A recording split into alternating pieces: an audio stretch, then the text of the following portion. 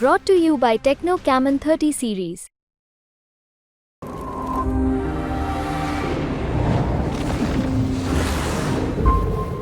देखिए, सबसे पहले मैं मेरी तरफ से एक बात बताना चाहूँगी। मैंने ना तो पार्टी छोड़ी है और ना ही किसी भी पार्टी को, चाहे वो अजीत पवार जी की पार्टी है या कोई भी और पार्टी है, किसी भी पार्टी को ज्वाइन किया है। और रही बात इस चीज़ की कि कल मुझे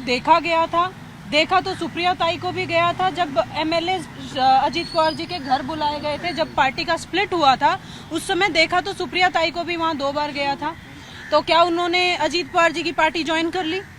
तो मैंने कोई पार्टी ज्वाइन नहीं की है और ना ही पवार साहब को छोड़ा है, ना ही एनसीपी को छोड़ा है और ना ही मैं छोड़ रही हूँ। अभी फिलहाल आज तक मैंने पार्टी को नहीं छोड़ा है, लेकिन मैं आप लोगों के सामने कुछ बातें रखना चाहती हूँ। जिस चीज़ के लिए मैं आई हूँ वो बातों पे मैं आज आपके सामने बात करना चाहती हूँ। धीरज शर्मा हो या और कुछ भी लोग हों, कुछ ऐसे लोग हैं जो पवार साहब से, मेरे जैसे लोग जो पिछले बहुत सालों से पवार साहब के लिए एक निष्ठा से काम कर रहे हैं, सालों साल से काम कर रहे हैं, जो लोगों के लिए किसी भी पवार साहब के लिए किसी भी हद तक जाने को तैयार हैं, मारने मरने तक को भी तैयार हैं। आज वो सब लोग क्यों ऐसा डिसीजन लेने लग गए अचानक से? ना तो किसी की सरकार आई, भाई आज कोई 4 जून नहीं आके चला गया, भाई किसी एक पार्टी की सरकार आ गई हो, कोई एक निर्णय ले लिया हो। ना ही आज कोई ऐसा इलेक्शन चल रहा है कि भाई इलेक्शन चल रहा है किसी एक को डैमेज करने के लिए हमने ये निर्णय लिया हो। मैं आप सब लोग मीडिया के साथियों के माध्यम से और पूरी जिम्मेवारी, खुद एक इस देश की जिम्मेवार नागरिक होने के नाते से और पार्टी में बहुत जिम्मेवारी से इतने सालों तक काम करने के बाद आप लोगों के माध्यम से मैं कुछ क्वेश्चन पूछना चाहती हूँ और कुछ बातें कहना चाहती हूँ। हम सब लोग, चाहे मैं हूँ, धीरज शर्मा है या कुछ और लोग, हमारी पूरी एक निष्ठा, हमारे लिए पवार साहब हमारे लीडर थे, हैं और रहेंगे। लेकिन एक बात मैं कहना चाहती हूँ, माननीय जो हमारी सांसद हैं या वर्किंग प्रेसिडेंट हैं एनसीपी की, पवार साहब की डॉटर, उनकी बहुत इज्जत है, डॉटर होने के नाते से उनकी बहुत इज्जत है, बट मुझे बड़े खेद के साथ कहना पड़ेगा वो हमारी लीडर नहीं बन पाई।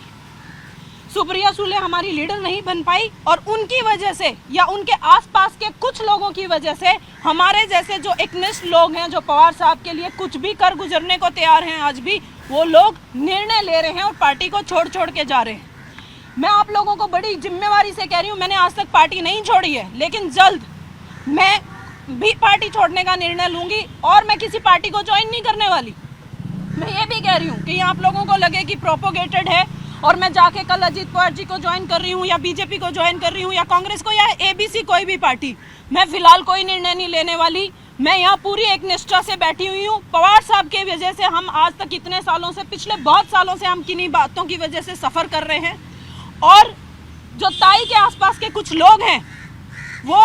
इस समय ऐसा काम कर रहे हैं कि जो काम करने वाले लोग हैं, लीडर लोग हैं, जो लीडर हैं पार्टी के, उनको ख़त्म करने का काम किया जा रहा है, उनको हटाने का काम किया जा रहा है, उन्हें मजबूर किया जा रहा है पार्टी को छोड़ के जाने के लिए। जो पवार साहब से पिछले 20-20, 25-25, 30 सालों से, मैं 10-12 साल से साहब से जुड़ी हूँ, धीरज शर्मा 18-19 साल से पवार साहब से जुड़े हुए थे। और जब हमें अगर पार्टी छोड़नी थी, हमें किसी को नुकसान करना था, हम तब करते जब इलेक्शन चल रहा था, हम तब करते आने वाले टाइम पे जब किसी एक की सरकार आ जाती। हम उस समय पे पार्टी छोड़ रहे हैं या जिस समय पे ये क्लेम कर रहे हैं कि इंडिया अलायंस की 25 से 30 सीट